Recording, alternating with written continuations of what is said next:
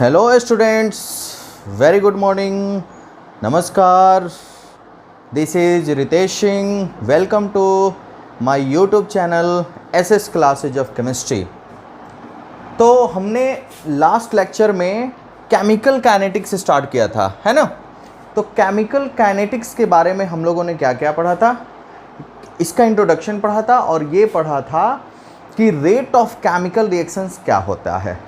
और rate of chemical reaction में दो पढ़े थे हम लोग, एक instantaneous rate of chemical reaction और दूसरा average rate of chemical reaction. अब हम लोग आगे इस लेक्चर को बढ़ाते हैं, रेट ऑफ केमिकल रिएक्शन ही हमारा टॉपिक होगा। देखना, अगर कोई इक्वेशन होगा उसका रेट ऑफ केमिकल रिएक्शन हम लोग कैसे कैलकुलेट करेंगे। पहले हम एक्सप्रेस करने का तरीका सिखाते हैं, फिर क्वेश्चन करेंगे कि कैसे कैलकुलेट करेंगे। ओके, तो आज का फिर से वही टॉपिक होगा, rate of a chemical reaction. चलो ध्यान से देखना बाबू, जैसे हम लोगों ने कल पढ़ा था कि रिएक्टेंट है, एक बार छोटा सा बस रिवाइज करा दे रहे हैं आपको। रिएक्टेंट से प्रोडक्ट बना, T1 इक्वल टू 0 है तो इसको हम लोगों ने बोला R1, T2 equal to T time हो गया, इसको बोला हम लोग R2, और ये हुआ P1 और ये हुआ P2। जब हम लोगों ने एवरेज रेट की बात की, average rate of chemical reaction, तो वो आया था माइनस R2 कंसंट्रेशन है R2 minus R1 concentration of R2 minus R1 by T2 minus T1। Okay, तो एवरेज रेट हम लोगों का आया था क्या, minus delta concentration of R by delta T। Okay, और अब हम लोगों ने क्या किया था कि यहाँ पे डेल्टा T टेंस टू 0 किया था। तो डेल्टा T टेंस टू 0 करने से अब ये एवरेज रेट नहीं रह के कौन सा रेट हो जाएगा,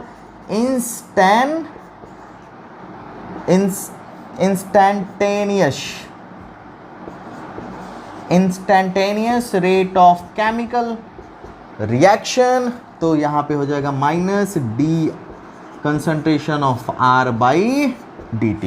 ओके, सेम हम लोग प्रोडक्ट के लिए भी करेंगे, तो ये हम लोगों ने कल देख चुका है। अब एक एग्जांपल पे देखते हैं कि कैसे हम लोग एक्सप्रेस करेंगे। देखना, एक छोटा सा एग्जांपल, जैसे हमारे पास एक रिएक्शन है, अगर हम लोग हाइड्रोक्लोरिक एसिड का रिएक्शन सोडियम हाइड्रोक्साइड के साथ करा देते हैं तो क्या बनेगा, ये बना लेगा सोडियम क्लोराइड, मतलब सॉल्ट बनेगा और वाटर बनेगा। अब देखना, rate of chemical reaction, rate of chemical reaction, जब भी कभी रिएक्शन ऐसा दे आपको और रेट पूछे किसी का भी, देखना ध्यान से, होता क्या है, किसी एक का रेट दे के दूसरे का रेट पूछ सकता है। हालांकि इसमें तो स्टोइकियोमेट्री सबका 1-1 ही है, अगर स्टोइकियोमेट्री डिफरेंट होगा इसमें भी हम लोग डिस्कस करेंगे आगे। तो देखना, यहाँ पे रिएक्टेंट HCl, धीरे धीरे क्या होगा, जब रिएक्शन प्रोसीड होगा हाइड्रोक्लोरिक एसिड का कंसंट्रेशन डिक्रीज होगा, और फिर जब हाइड्रोक्लोरिक एसिड का कंसंट्रेशन डिक्रीज होगा तो सोडियम हाइड्रोक्साइड का भी कंसंट्रेशन डिक्रीज होगा, और रिस्पेक्ट में सोडियम क्लोराइड और वाटर का कंसंट्रेशन इंक्रीज होगा। ओके, तो आप क्या देख रहे हैं कि इसका कंसंट्रेशन डिक्रीज हो रहा है, तो हम लोग एवरेज रेट लिख रहे हैं, तो minus delta concentration of HCl by delta T equal to, देखना जिस रेट से ये डिक्रीज होगा उसी रेट से ये भी डिक्रीज होगा, तो minus delta NaOH concentration of sodium hydroxide by में डेल्टा T।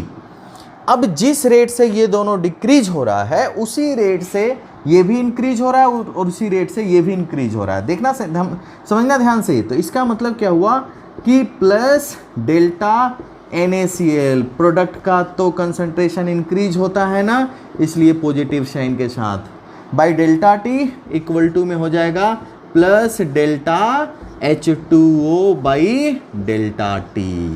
ओके, तो ऐसे हम लोग रेट ऑफ केमिकल रिएक्शन को एक्सप्रेस करते हैं किसी भी रिएक्शन का। फटाफट इसको नोट कीजिए। अब हम लोग क्या देखते हैं, rate of chemical reaction in terms, मतलब in case of stoichiometric coefficient. कैसे, तो देखना,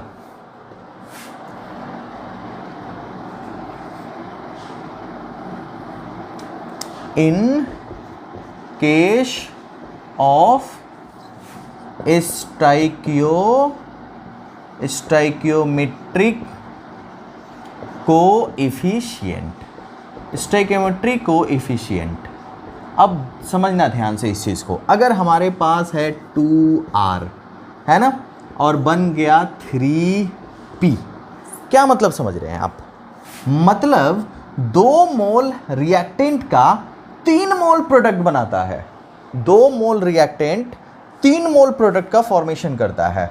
तो अगर आप इसके लिए रेट ऑफ केमिकल रिएक्शन लिखेंगे, रेट, अच्छा एक चीज समझना पहले, रेट ऑफ इस रिएक्टेंट मतलब रिएक्टेंट जो डिक्रीज हो रहा है, तो डिक्रीज को हम लोग बोलते हैं disappearance. Rate of disappearance of R. अगर रेट ऑफ डिसअपियरेंस पूछेगा तो वो हो जाएगा minus delta concentration of R by delta T. और रेट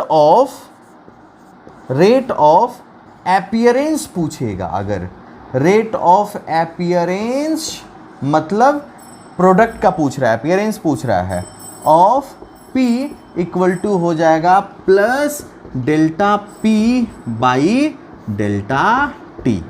तो ये रेट ऑफ अपीयरेंस है, और सॉरी डिसअपियरेंस है, और ये रेट ऑफ अपीयरेंस है। लेकिन रेट ऑफ केमिकल रिएक्शन की जब बात आएगी, rate of chemical reaction, rate of chemical reaction देखना ध्यान से, इसका 2 मोल और इसका 3 मोल इक्वल है। तो जब दोनों को इक्वल करना होगा तो हम लोग को क्या करना पड़ेगा, minus delta concentration of R by delta T तो होगा, और इक्वल टू में minus concentration of sorry plus P by delta T. चूंकि दोनों यहाँ पे 2 मोल मिलके 3 मोल बना रहा है, इसलिए इसको 2 से डिवाइड करना पड़ेगा और इसको 3 से डिवाइड करना पड़ेगा। कुल मिला के बात ये आया कि अगर स्टोइकोमेट्रिक कोएफिशिएंट होगा तो जिसका स्टोइकोमेट्रिक कोएफिशिएंट है उसके रेट से हम लोगों को डिवाइड करना पड़ेगा। ओके, तो फटाफट इसको नोट कीजिए, फिर आगे देखते हैं। स्क्रीनशॉट ले लीजिए और नोट कीजिए। ओके, देखना एक general equation,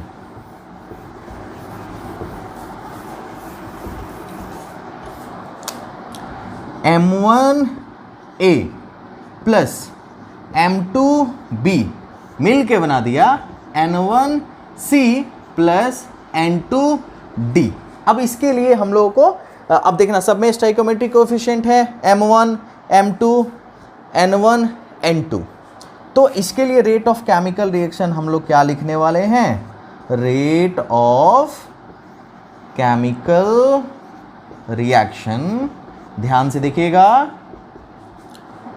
minus delta A, आप लोग भी मेरे साथ बोलिए, डेल्टा टी, और किससे डिवाइड करने वाले हैं, M1 से, बिल्कुल सही, equal to minus delta B by delta T, और इसको किससे डिवाइड करने वाले हैं, इसके स्टोइकोमेट्रिक कोएफिशिएंट M2 से।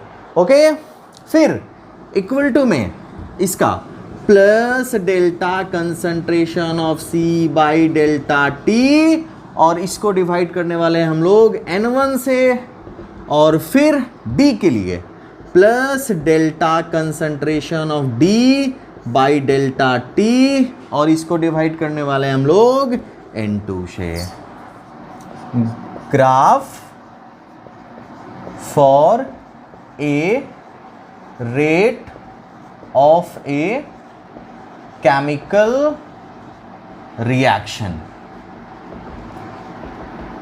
चलिए अब ध्यान से समझना इसको, हम लोग एक ग्राफ ड्रॉ करने वाले हैं। क्या ग्राफ ड्रॉ करेंगे, तो जैसे ये रिएक्टेंट है और ये प्रोडक्ट है, आपको पता है rate of chemical reaction equal to होता है कंसंट्रेशन, चेंज इन कंसंट्रेशन बोलिए, यानी कंसंट्रेशन बाई टाइम। तो हम लोग पहले देखते हैं एवरेज रेट के लिए ग्राफ।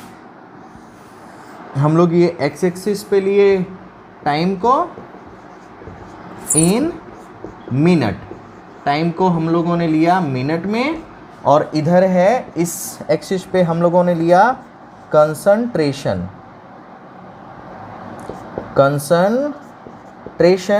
और कंसंट्रेशन को हम लोगों ने लिया है मोल पर लीटर।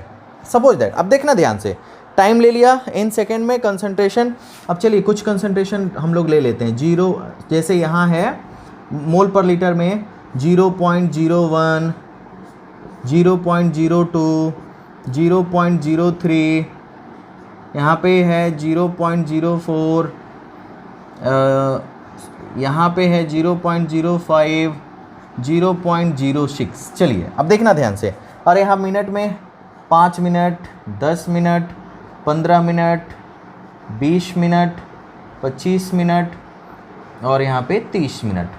जब कोई केमिकल रिएक्शन स्टार्ट होगा तो उस केस में टाइम तो 0 होगा। तो यानी यहाँ से सपोज दैट यहाँ से अगर केमिकल रिएक्शन स्टार्ट हो रहा हो तो इसका ग्राफ अब धीरे धीरे टाइम के साथ कंसंट्रेशन डिक्रीज करता है ना रिएक्टेंट का, तो डिक्रीज करेगा तो इसका ग्राफ भी धीरे धीरे डिक्रीज करेगा। ओके, तो सपोज दैट अगर आप यहाँ पे ले रहे हैं, ये कंसंट्रेशन रेट निकाल रहे हैं आप यहाँ से 0.3 से। ओके, तो 0.3 पे आप यहाँ टाइम ले लेंगे, तो ये हो जाएगा आपके लिए R1 और ये हो जाएगा T1। और फिर अगर आप यहाँ पे ले रहे हैं ग्राफ, तो ये, तो जैसे ये हो जाएगा आपके लिए T2 और ये हो जाएगा आपके लिए R2। मतलब ये हो गया आपका T1, R1 और ये हो गया आपका T2, R2। अब आपको यहाँ पे निकालना है रेट ऑफ रिएक्शन। चलिए केमिकल रिएक्शन नहीं लिखते हैं, रेट ऑफ रिएक्शन क्या लिखेंगे आप? तो माइनस में R2 माइनस R1 बाई में, सॉरी डेल्टा नहीं, T2 माइनस T1, यानी इसको आप लिखेंगे minus delta concentration of R by delta T। तो ये ग्राफ आया किसके लिए? रिएक्टेंट के लिए। ये ग्राफ किसके लिए आया? रिएक्टेंट के लिए। अब इसका फटाफट आप स्क्रीनशॉट लेके नोट कर लीजिए। थोड़ा सा इधर रफ हो गया लेकिन समझिएगा 0.01, 0.02, 0.03 से लेकर 0.06 तक है। आप इसको ड्रॉ कर लीजिए, है ना। एक रफ में है तो थोड़ा सा डाटा इधर उधर हो जा रहा है, डाटा नहीं मतलब कि ये लाइन इधर उधर हो जा रहा है। आप लोग इसको नोट कर लीजिए अच्छे से। फिर अब हम लोग ये ग्राफ देखते हैं किसके लिए? तो प्रोडक्ट के लिए। अब आप समझ ही गए कि क्या कर रहे हैं हम लोग, तो इसको पूरे को हम इरेज कर देते हैं और प्रोडक्ट का ग्राफ हम लोग देखते हैं। तो ये रहा आपका वाई एक्सिस और ये रहा आपका एक्स एक्सिस। एक्स एक्सिस पे हम लोगों ने लिया है टाइम को इन मिनट में और वाई एक्सिस पे हम लोगों ने लिया है कंसंट्रेशन को, और कंसंट्रेशन को हम लोगों ने लिया है मोल पर लीटर में। फिर से इस बार थोड़ा सा जगह मिल गया, 0.01, 0.02, 0.03, 0.04, 0.05 और इधर 0.06। और इधर आपका time 5 minute, 10 minute, 15 minute, 20 minute, 25 minute और ये रहा आधा घंटा। चलिए अब देखना ध्यान से, प्रोडक्ट जिस समय रिएक्शन, ये देखना ध्यान से, जिस समय रिएक्शन स्टार्ट होगा उस समय तो प्रोडक्ट 0 होगा, लेकिन जैसे ही टाइम एक्सपेंड होगा, जैसे ही टाइम लेगा रिएक्शन, वैसे ही प्रोडक्ट का कंसंट्रेशन बढ़ेगा। तो इसलिए इस बार का जो ग्राफ है वो इंक्रीजिंग होगा। आई बात समझ में? तो अगर आप यहाँ पे ले रहे हैं एक ग्राफ, जैसे इसको हम लोगों ने बोल दिया P1 और यहाँ पे नीचे ले लीजिए, इसको क्या बोल रहे हैं हम लोग? T1, सॉरी ये P2 और ये T2, और P1 T1 हम लोग कहीं इधर ले लेते हैं, ये P1 और T1। तो चलिए ये देखिएगा, इसको हम लोग बोलेंगे T1, P1 और ये है आपका T2, P2। अब देखना ध्यान से, अब इस यहाँ पे रेट ऑफ केमिकल रिएक्शन क्या होगा? Rate of reaction. तो बताइए आप क्या होगा? तो चूंकि ये इंक्रीजिंग स्लोप है तो plus delta concentration of P, नहीं चलो ठीक है, P2 माइनस P1 कर लेते हैं, P2 minus P1 by concentration of delta T, यानी plus concentration of P by delta T। इसमें ये इसका ग्राफ हो गया। तो ये ग्राफ किसके लिए आया? प्रोडक्ट के लिए। और ये दोनों average rate of chemical reaction का ग्राफ है। ओके, तो average rate of chemical reaction का ग्राफ जब आप समझ गए, अब यहीं पे हम लोग समझते हैं instantaneous rate of chemical reaction का। तो यहाँ पे हम कर लेते हैं इरेज ये सारा चीज़, और यहीं पे हम लोग अपने जुगाड़ टेक्नोलॉजी का यूज करेंगे और instantaneous rate of chemical reaction निकालेंगे। हम लोग बिहारी हैं भाई, जुगाड़ लगाने में तो हम लोग माहिर हैं। चलिए अब देखना ध्यान से बाबू। तो फिर से प्रोडक्ट तो आपका यहाँ पे इंक्रीज हुआ, लेकिन अगर आप कोई इंस्टेंट पे, किसी खास इंस्टेंट पे, है ना, तो किसी खास इंस्टेंट पे तो यहाँ पे हम लोगों को एक टेंजेंट ड्रॉ करना होगा। अब जहाँ पे ये टच कर रहा है देखना, वो एक पार्टिकुलर टाइम होगा कि नहीं होगा, और वहाँ पे उसका कंसंट्रेशन भी कोई पार्टिकुलर होगा। तो अगर आप इस पॉइंट पे अगर आप निकालते हैं किसी का रेट, तो वो होगा इंस्टेंटेनियस रेट, और वो हो जाएगा minus D concentration of plus product का बना रहे हैं और बाई में डी टी। अगर यही रिएक्टेंट का होता तो निगेटिव में D concentration of R by D T होता। ओके, तो इसी के साथ आज का ये हम लोग rate of chemical reaction topic को ख़त्म करते हैं। अब इस पे कुछ क्वेश्चंस एनसीईआरटी के बुक में भी है या फिर अदर बुक्स में भी है, आप लोग उसको देखिए, सॉल्व कीजिए। ओके, फिर हम लोग मिलते हैं नेक्स्ट वीडियो में एक नए टॉपिक के साथ। बहुत बहुत धन्यवाद।